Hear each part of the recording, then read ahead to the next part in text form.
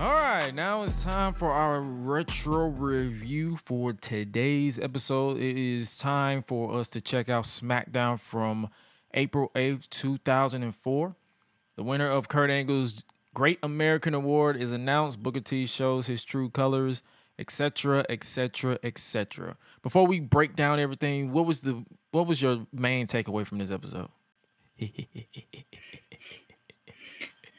I mean, You ready for a that? lot. You ready to talk about that segment, ain't you? It's that, and then on top of it, like,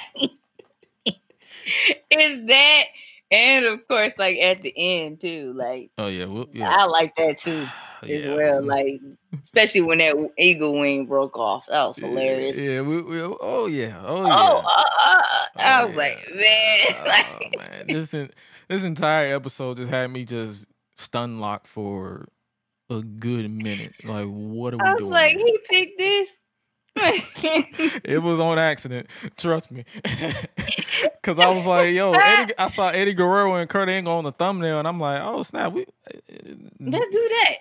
Cause them two together were always, from the clips that I saw, those two together were always money. So I'm like, oh, okay, let's check them out. As soon as this episode took place, I said, as soon as this episode happened, I said, well, fuck. So funny. Like, hilarious, immediately hilarious. I was like, you know what? I like this episode. For all the damn wrong reasons. For all the wrong reasons. Literally. Oh, God. Well, we start off the show with a recap of last week's Kurt Angle Great American Award, qualifying matches, where Big Show defeated Rikishi, Charlie Haas defeated Rob Van Dam after some shenanigans, Booker T defeated Hardcore Holly by pulling up the tights, John Cena defeated Nunzio and Johnny Stamboli in a non-title handicap match, with the winner winning the trophy and the opportunity to become the number one contender to Eddie Guerrero's WWE Championship. And then I wrote down and then Kurt Angle, I guess during that promo, was the more Eddie Guerrero lies, cheats, and steals, the more he desecrates the very fabric that this country was built on. And I wrote down, well, who gonna tell him how this country was founded? Exactly. Like, you sure? And then, especially like he was like, "Who wants to wax my arm?" Nah, we're gonna get to that. We're gonna get to that. But this part right here of the recap promo, I said, "Bro, like, who gonna tell this man how y'all wilding all the way out? You wanna know how this country was founded? Do you really want to know? Like, what Eddie Guerrero doing ain't got shit, nothing to do with y'all did over here. Let's be real here. Eddie Guerrero, and then to continue with this opening intro, Eddie Guerrero came out and interrupted Kurt Angle. Had people here. Yeah, that part. Eddie Guerrero came out and interrupted Kurt Angle and told him to do something about it before Kurt told him to take it easy, Holmes. And I was like, all right. Prior to announcing John Bradshaw Lakefield as the fifth and final nominee, who had just laid out Eddie with a clothesline from hell the week before, JBL said it's just business, and Eddie wasn't having it and went after JBL, who hid in his limo, until Eddie grabbed his, and I quote, $1,000 hat. First of all, who? Why would I spend? Okay. I don't mind having $1,000. I don't mind having $1,000. But I'm not spending it on that one thing. Let alone that thing. I can be the richest man in the world. I am not. And spending... I still won't. I still won't put it. I still will shop at Goodwill. Hello, right? Like, I have no problem. Man, I don't have no problem. Well, Eddie had the fans desecrate the hat with food and drinks, and I'm like, bruh. What's the hat made out of? The way they folded it, I don't know if that thing was made out of paper. Like, is it really that vintage material? Because who paying $1,000 for that thing? Jonathan. It's the government name, Jonathan. Jonathan. That's who's paying for it. Not me. Jonathan. Then we got I like this intro. I love this intro. I want it all. I want it all. That's the sex. What success? I don't know what they were saying. Was like, I want it all. The best. Come on.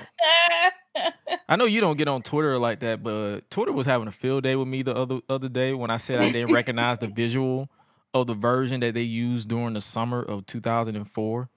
Because it was like, someone said it reminded them of the Michael Jackson Rock With You music video. You know how they had the lasers and all that stuff. They remade it in the summer of 2004 to it was in a transition between Eddie Guerrero and JBL because I think they was trying to get rid of the aesthetic of the Brock Lesnar era, so they redid it with the same song. And I was like, I don't know, I'm having a Mandela effect right now because I don't remember this visual at all. And people was like, "Oh, you weren't outside." Yes, exactly where I was. I was outside when SmackDown came on. I was watching Raw mainly. Like I love it when people be like, "You weren't outside when this happened." Yes, that's exactly where I was. Yeah. I was outside. I was outside when the street lights was on. Got my ass whooped, but I was outside getting the street lights. I'm like, come on now. I laugh at that slogan. You went outside when this was on. That's exactly where I was. Bro. No, that's exactly where I was. And if I didn't go then, I went out right after. So, but I was more of a Raw guy anyway in 2004 because SmackDown 2004 was boring. So that's why I don't remember none of this stuff happening. I don't remember none of this stuff happening on this show and any show in 2004 during the summer in full because I was mainly watching Raw. So there's that. But that shit was hilarious. And then we got after the pyro, the intro, we got the SmackDown fist. This was the set I grew up on. I like this set more than I like the oval set. I don't know why. Like I grew up on this one.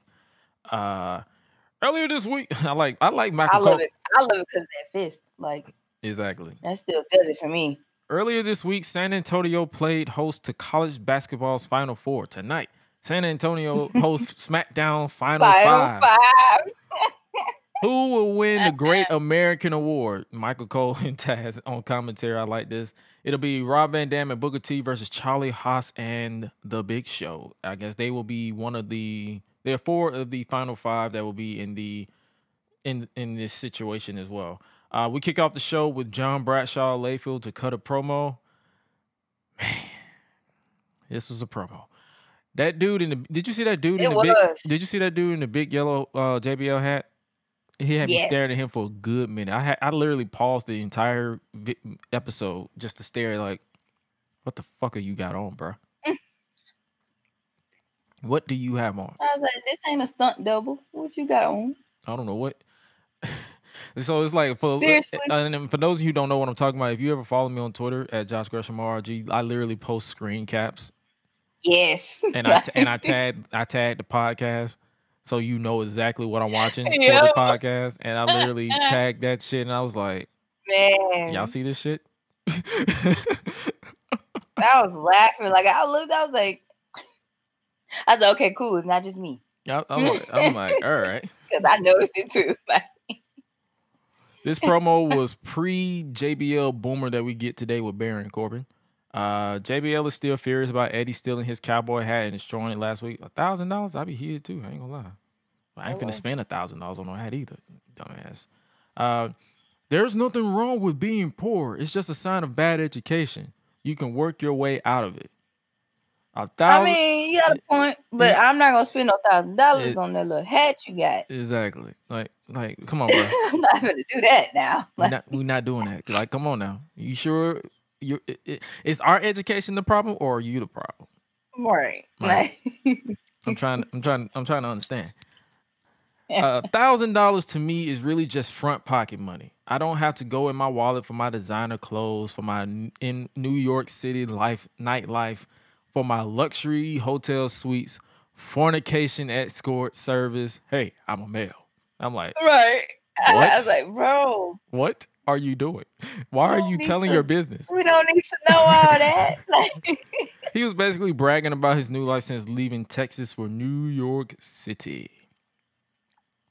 JBL then offered $1,000 to someone who can finish Paco's job of waxing his limo in 60 seconds or less. That's what's wrong with welfare and society. Now you're cheering me because I'm handing out money. I'm like, all right.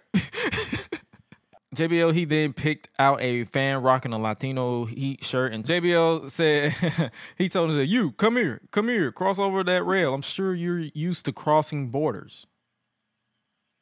What? I'm like, wrong word, buddy. Dang. Like, you trying to get beat up today. That's what you trying to do. That's heel heat. I guess what you could say in the insider term, that's heel heat, buddy. The crowd was like, what the fuck? I was like, what the fuck? You was like, what the fuck? And his name is Enrique. And JBL looked disgusted and told him to go by Ricky because this is the United States. And I'm like,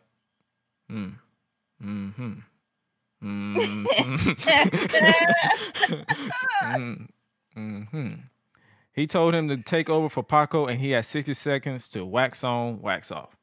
They put a clock on, and Bradshaw said, perfect. If we had technology like that on the border, we wouldn't have some of these problems. I'm like, good God, man, why? Why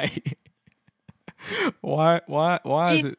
You just bring it flame after flame after flame after flame. Like, you just, yeah.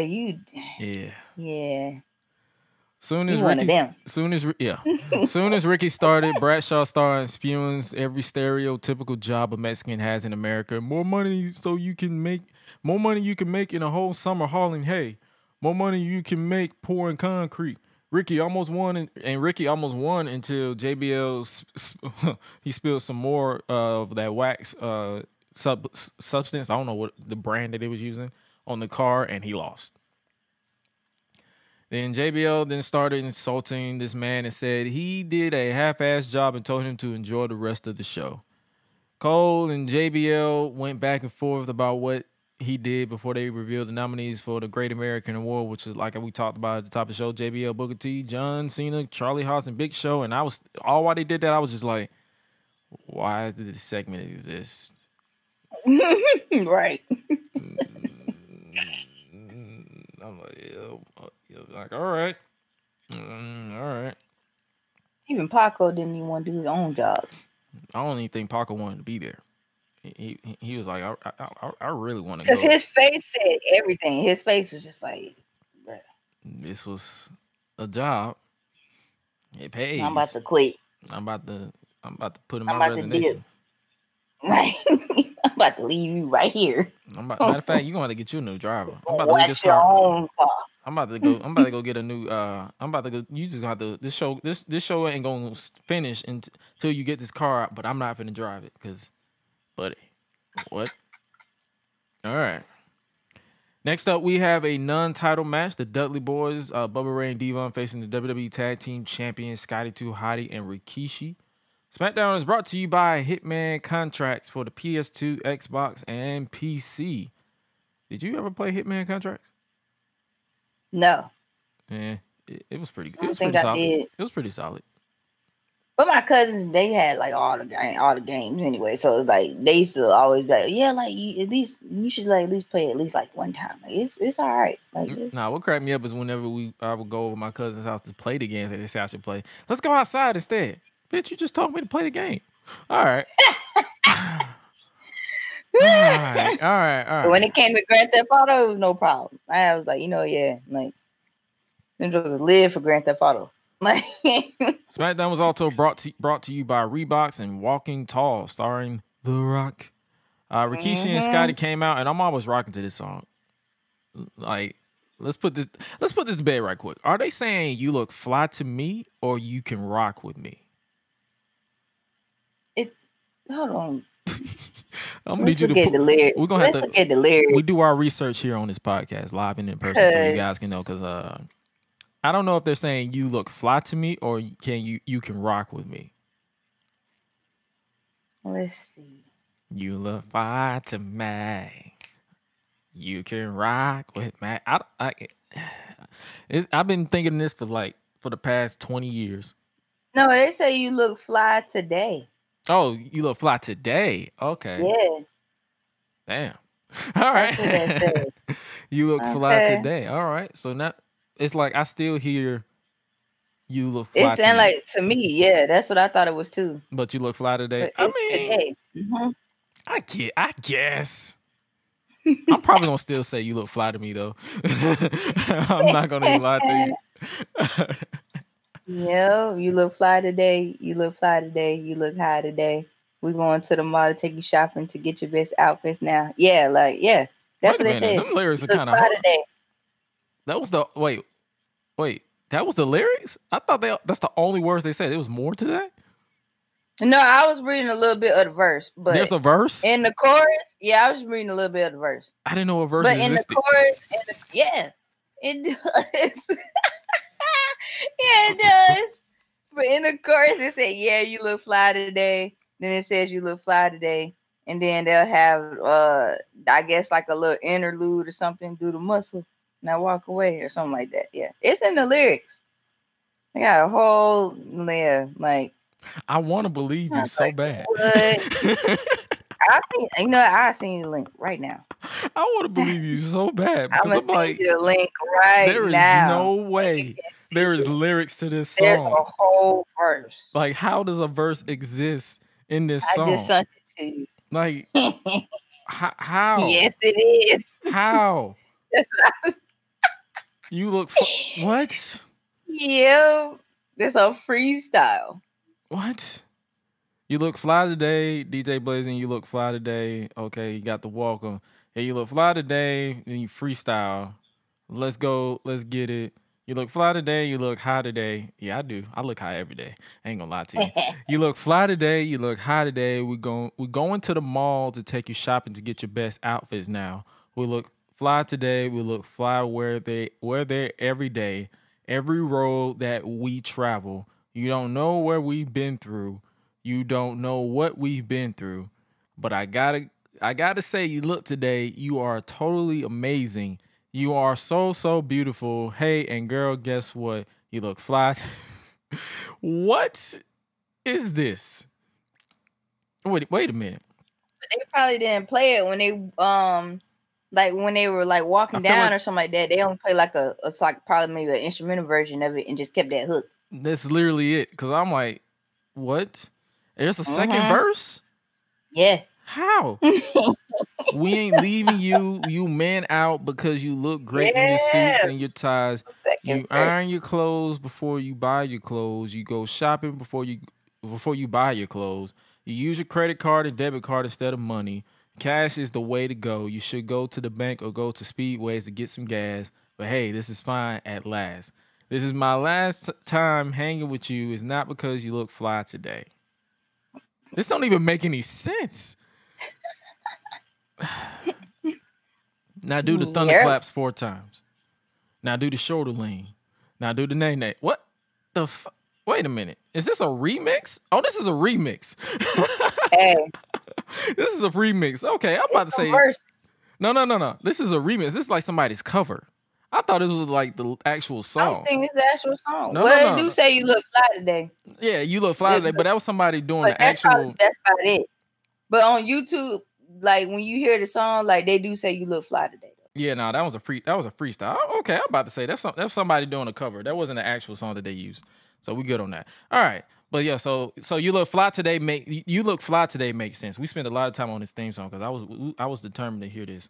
But back to the show. At this point, the Dudleys were 17-time tag team champions, looking to add another number to their collection. I believe they're 24 now. I mean, 24 times by 2023, 23 or 24. I know by 2010 they was 23-time tag team champions. So they won a lot of straps. Yeah. They have. Rikishi, what did you think about this match? I mean, for me, I ain't gonna lie. Like I did like it in a way. It was enjoyable, even like for me. Like especially like you got like all the dancing involved and stuff like that too. But at the same time, like I mean, I liked it because I liked Rikishi, so there's that. So, but I did like the Dudley Boys too. So it's like I was cool with it. It wasn't no big deal. Like I enjoyed it for what it was when you think during that time frame. if you look at my notes, it really wasn't that much of a big deal. Like Rikishi and Devon locked up to start the match, and Devon was getting frustrated with Rikishi early on. And when they went for a whip on the ropes, Devon ducked the strike, and Rikishi bent over for some reason, causing Devon to stop in the strike even more. I'm like, bro, you just throwing your ass up? Like, you throwing your ass in a circle just by default? Like, what are we doing here? Like, you throwing asses in the circle now? Like, now hold on. That's all I can say. Like, now hold on. Like, what are we doing? Can you warn somebody before you do all that? Like, bro, you fucking up the rotation. But I did enjoy what it was, though. Yeah. I did. Scotty got lit up by the Dudleys briefly before making the hot tag to Rikishi, and their obsession with the close-ups of Rikishi's ass cheeks needs to be questioned. I'm not gonna lie to you. Like, what made it worse for me was them turning up the camera mics for when he smacked them, and all you heard was, yeah. Like, it's like, bro. Like, as me as a child seeing that, I never closed my eyes so quick because all you saw was ass. It wasn't by passing. All they did was put this man's ass in the camera. Like, all you saw was cheeks. It literally did. And this man was dressed. Imagine if you're not a wrestling fan and you don't know what I'm talking about. This man was wearing sumo wrestling pants. So all you saw was cheeks. All you saw was cheeks. It was so funny. It's like they were just like, here, watch this. Like, no, I don't want to see it. They just threw it out there. No, that's disgusting. No. Yeah. No, man. Scotty set up Bubba for the worm, but Devon stopped them, and they hit the 3D to pick up the win over the champions. This was a solid match to open the show. Like, it wasn't the best, but it was solid. It was solid for what it was. And Devon and Bubba Ray, and the Dudley boys picked up the win over the champions in the non-title match. They get a title match in the near future. Charlie Haas is backstage with General Manager Kurt Angle saying he was an All-American and way better than his former tag team partner Shelton Benjamin. But Kurt said, nah, boy, he beat Triple H before Charlie started panicking until Kurt calmed him down and told him he still has a chance to sway his decision before Charlie said he can do it. I can do it. Big Show then walked in with his hair slicked back like a car salesman, basically telling him that only he deserves to win and become #1 contender. Next up, we get a promo. Rico and Miss Jackie. A promo for them plays, and this was another WWE bad attempt at making a flamboyant, potentially bisexual character work because it didn't come off natural to me. No, and that, not really. And that's coming from someone who has people in the family that are representing the LGBTQIA community. So I'm like. And when I showed them a clip of this, they was like, "Man, what the fuck is this?" Duh. See, even they like, we're not on board with this. Stop it. But they make their runway debut on the next SmackDown after A-Train and Chuck Palumbo were traded to Raw, and I'm like, I don't even remember them appearing on Raw, so this was the thing. Next up, we get a Cruiserweight Championship match. Out first is Chavo Guerrero Jr. and Chavo Classic, Chavo Guerrero Sr. The same guy who had that big yellow JBL hat on earlier. He started being a piñata with Chavo's face on it. And all I wrote down was, okay. Cause yeah, I saw that too. I'm like I was like, what is happening right now? Just explain. Like, the funny thing is, I cannot. I got nothing. Just explain. Like, come on. I got nothing at all. The challenger is Jamie Noble, so this should be a nice little Matt classic.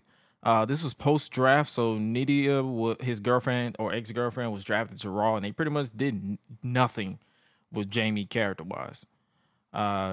This is a nice back and forth match with Chavo Classic getting involved, and then Chavo used the ropes to pick up the win to retain the title. This match was a nice back and forth mat classic, if you will, if you're a fan of this. But yeah, obviously Chavo used the rope, so he got the cheat like his uncle Eddie to retain the title. We cut backstage to oh my god, this is probably my favorite. This is probably the favorite part of my show. We cut backstage to Teddy Long strutting down the hall backstage, and he walks up to Orlando Jordan, Spike Dudley, and Shannon Moore by saying, "What's up, gangsters?" And all I wrote down was, "Oh shit, here we go, yeah, buddy." And I actually wrote down everything he said. Like I legitimately wrote down. I think you probably be surprised at how many times I started and stopped and paused this thing just to get these notes down. So let's read what good old Teddy Long had to say. "What's up, gangsters? It's your boy Theodore R. Long. Now, gentlemen, Theodore R. Long is the talk in the locker room, and the reason why is because everybody, and I know you two are too now, is because everybody is waiting anxiously to see who Theodore R. Long is going to make a superstar. You know, somebody who is going to represent the SD SmackDown.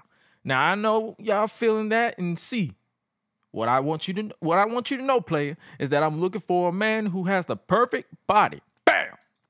Hands Orlando Jordan a card. A man that has the face of Adonis. Bam! Hands Shannon a card. Also a man that's going to look good on the cover of Homegirl magazine. Does that even exist? I don't even know. But most of all, the man that has the mad dollar bill signs in his eyes. Now, I know you two are feeling that. Oh, and by the way, what I am looking for is the complete opposite of you, Spike Dudley. He say you is an ugly motherfucker. You is ugly. He basically did. He actually just like went in on him in cold. Spike said, "What the fuck?" With his face. He said, "What do you mean by this? Like, what are we doing here?" He said, "I might not have the best body or the pretty boy face you can put on magazines, but I do know is that I can whoop your butt any day of the week." Now, wait a minute. Don't start player hating.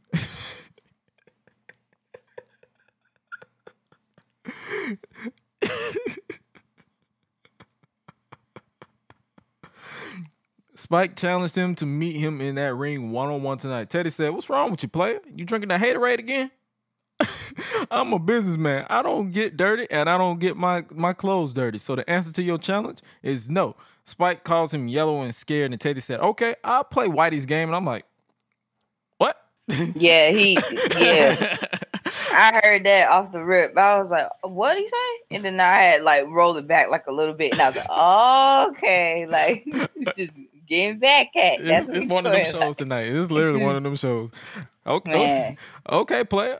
Okay, I'll play Whitey's game. You want some of Theodore alone? You got it, and you gonna get some of this bugging and thugging. And if it's anybody I can beat here tonight, it's you, cracker.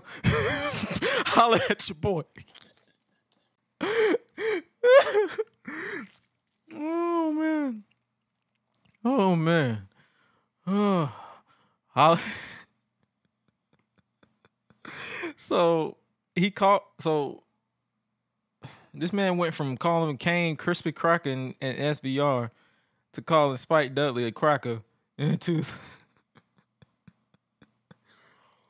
All right, back in the locker room, we see Booker T pacing back and forth, agitated. RVD walks up and is focused with this attitude Booker had lately, and Booker T is just not feeling it. He doesn't feel respected on SmackDown like he was on Raw.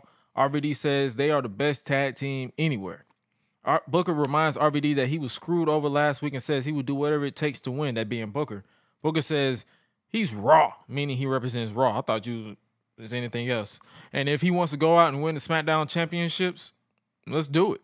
And he walked off just utterly disgusted. Next up, we have a match as Danny Basham took on United States champion, the Doctor, as Michael Cole says, the Doctor of Thugonomics.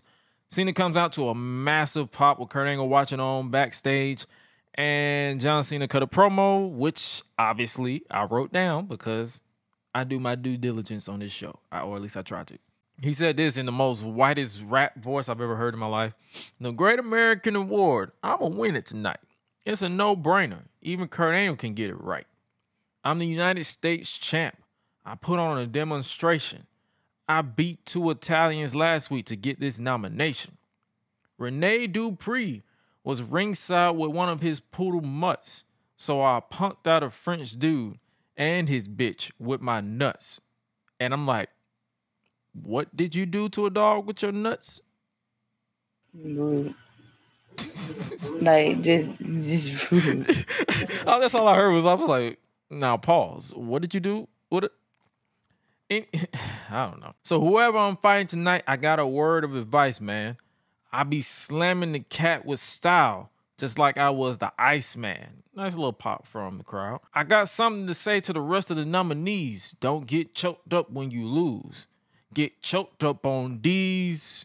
Pulled out a bag of nuts and tosses them to the crowd. So I'm guessing this was when these nuts was prominent in 2004. Oh my God.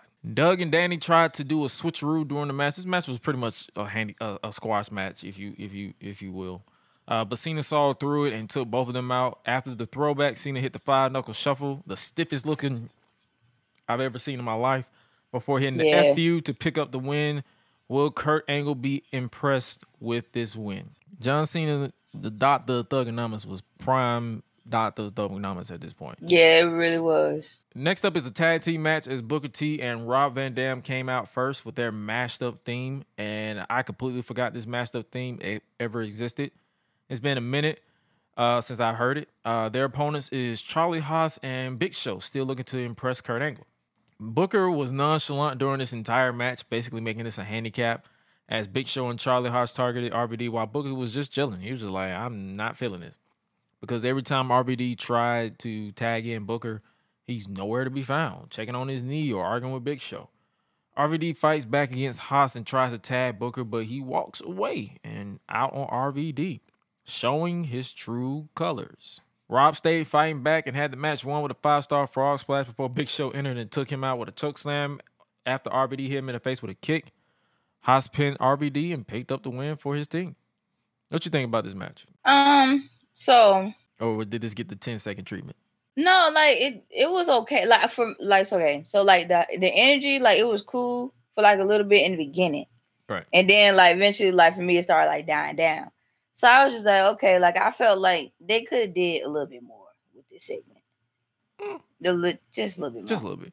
And they probably did something last week, but then again, when we do these reviews, we kind of are out of context with certain stories. But then when I did my due diligence, I believe Booker was this was after Booker was traded to SmackDown for Triple H. Okay. It was Booker and the Dudleys who got traded to SmackDown for Triple H. And he was like, I was a big star on Raw, but I feel like I'm bigger than SmackDown. Like he was still he was getting full of him. He was full of himself. So that's probably if you knew that context going in, you probably would have understood this match happening the way it was. Booker was basically alienating himself from everybody because he feels like he's bigger than SmackDown. That makes sense. After replays of Booker T walking out on RVD backstage, a furious Rob is in the face of GM Kurt Angle, who says he didn't know that was going to happen, and Kurt Angle makes it Booker T versus RVD on the next SmackDown. We may watch it in the future, we may not. Next up is Rene Dupree and Fifi, with Rene set to compete. Taz says the dog looks like a chia pet. This got the 10 second. It did. This match was 10 seconds. It did. So you basically missed the entire match. His opponent is bald-headed Orlando Jordan with the most generic music ever. Dupree took the offense to Jordan with a USA chant overtime because, of course. Dupree does his dance while Taz starts yelling, I'm a French guy, I'm a French man, because I'm a French man. I'm like, bro, shut the fuck up. But I love Taz, so I ain't really too bad. But like I said, this was a squash match with Renee picking up the win with a Michinoku driver. That was it. Okay. He was the French Phenom, just winning over a French Phenom? That was literally his nickname, the French Phenom. Oh, man. So we had the Phenom and the French Phenom at that. Yeah. Okay. Backstage, a shirtless Teddy Long is shadowboxing as he prepares to face Spike Dudley tonight. This was funny. This was hilarious. I was like, I caught this one for sure. When he did I was like, I gotta see this. Kurt Angle then calls for Eddie Guerrero to come to his office ASAP. They ran a poll for who the fans wanted to see win, and John Cena won the poll with 280,429 votes. Then we got the Raw rebound.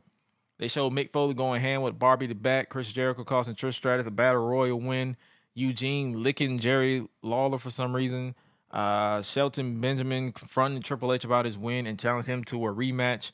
Benjamin won with a countout for the second week in a row before Evolution attacked him, and then Shelton was saved by Foley, Shawn, and Benoit. Mm-hmm. Bischoff booked a 4-on-2 handicap match for the next episode. Looked like a fun episode. We may come across it at some point. Who knows? Eddie Guerrero makes his way into Kurt Angle's office, and Eddie just goes off with the promo talking about the trophy. It was like I could not physically describe what he was saying. It was just Eddie Guerrero. That's literally all I can say. That's how I can explain it, because that man has a way with words that I feel like has not been duplicated to this day. Kurt basically gave Eddie the night off, even though we're over an hour into the show. So I'm like, you couldn't call him to give him the night off. You wait till he was in the arena in the show. Come on, man. The common courtesy of these bosses. Next up is Teddy Long versus Spike Dudley. It's the Mac Militant. Come to get it on. Hey, that song still hit. He appeared on Raw. He appeared on Raw 32. He made the 6-man tag team match official, and he called Imperium Imperion. He said Imperion. I'm like, come on, man, you got that old man memory. Oh, I love Teddy though. Yeah, so funny. Teddy came I'll out. still bump that song every now and then too. Like it just. You know it's the Mac Militant. Come and get it. And then on. you know it's gonna happen like as soon as you hear that part. So I don't know what they're saying. That's all you want to do. With the back to say yeah. I love that song. Like I said, Teddy came out dressed like he's about to box. Teddy grabbed the microphone, and best believe I wrote this promo down too. Anything with Teddy Long in it, I'm writing the promo down. I put the closed caption on, and I'm writing the promo down. Say anything, Teddy Long. He said, let me say something to you right now, gangster. Now, before I lay this thugging and bugging down on you, player, I think the best thing for you to do is get yourself a warm-up. You feel me? Now, I got just the man for you. One of the baddest Italians here in the WWE. A man that is untouchable. Johnny the Bull. You people stand up and show your love for Johnny the Bull. I'm like, what? Who is Johnny the Bull? He was talking about Johnny Stamboli of the FBI. He makes his way to the ring, and he was kind of beefy. Like, I wasn't expecting him to be. I thought he was a jobber, but when I saw him, I'm like, yo, you he's swole. You beefy. He took the fight to Spike instantly. Spike was getting his ass whooped until he connected with the Dudley Dog to pick up the win. Teddy got in the ring and was teasing a fight until Mark Jindrak attacked Spike from behind, and that big motherfucker was big. So the match never happened because this was a way to introduce this partnership, and I don't remember this partnership at all. I wonder what went down with this. Matter of fact, let me pull up the Google. Yeah, we do our research on this podcast. Mark Jindrak and Teddy Long. Yeah, they should have his name up. His name. Like, I don't remember this at all. Wait. This didn't even last that long. Someone wrote down. Dang, really? They said Teddy Long had the most bizarre heel. Oh no, that was 2009. But yeah, I don't remember. Yeah, I barely remember this partnership. Like we might have to do some research because this lasted for a minute, like a month or two. Wow. Before they gave up. Yeah. Okay. Because I think after I think they stopped with this one because after Kurt Angle was removed from general manager position, Teddy Long was brought in, and he was the general manager for years after that. So, that's interesting. But yeah, this was a interesting segment. But anything with Teddy Long got a chuckle out of me all night. From calling Spike a cracker, calling Kane a crispy cracker in SmackDown versus Raw, to whatever this is with Johnny the Bull. Johnny the Bull. Like the way it's like his promos was just unique too. So I love me some Teddy Long. Yeah.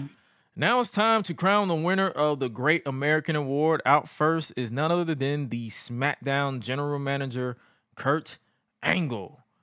Kurt introduced the nominees. Out first is John Cena, who placed a pack of nuts in Kurt's pocket, where Taz asked, "What's that?" And Cole responded in the whitest way possible, "These nuts." And I'm like, I never want to hear that again in my life, ever again. No.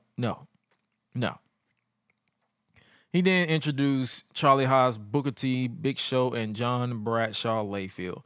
Kurt Angle mentioned the fan vote, and when I looked at the layout they used, A, nostalgia, and B, if you look close enough at the top left corner, it still said WWF.com and not WWE.com. Oh.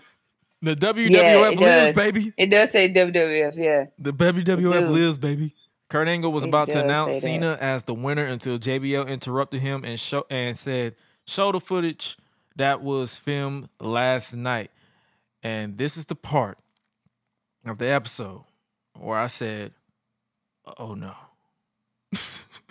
Yeah, they messed up. Oh no. It's that episode. I said, and I literally wrote this down. I said, "Is this that episode where JBL tossed people across the border?" Oh my God. I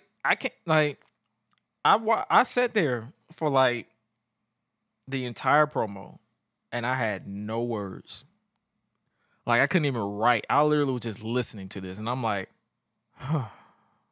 this man cut a racist ass promo.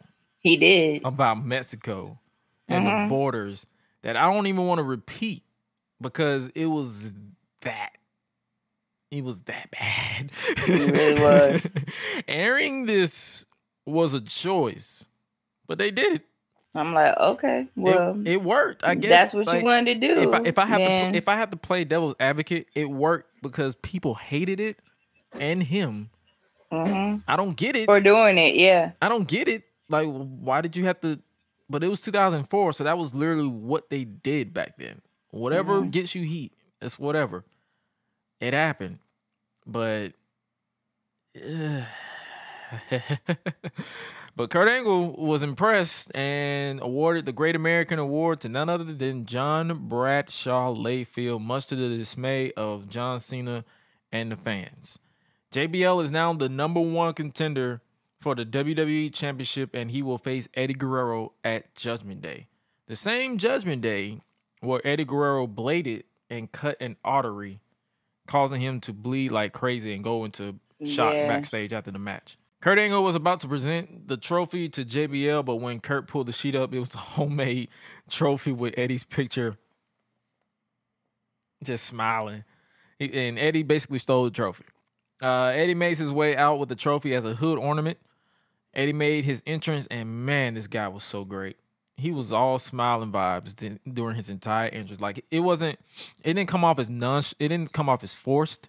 It didn't come off as rehearsed. It was just him vibing. It was just natural. He was just vibing. I'm like, man, I'm still mad that I missed his entire run. That's the only reason why I'm mad that I missed this era of SmackDown 2004, because this was peak Eddie. Eddie makes his way out with took the trophy, and Kurt threatened to strip him of the title if he doesn't give it to them now.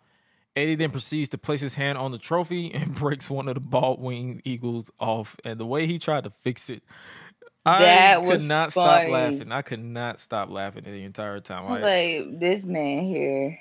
This man was. He literally was trying to. He's like, oh. He's like, oh, I'm sorry. I was like, my man, bad. I can't. But what was funny, what got me was when he was doing that, I said, okay.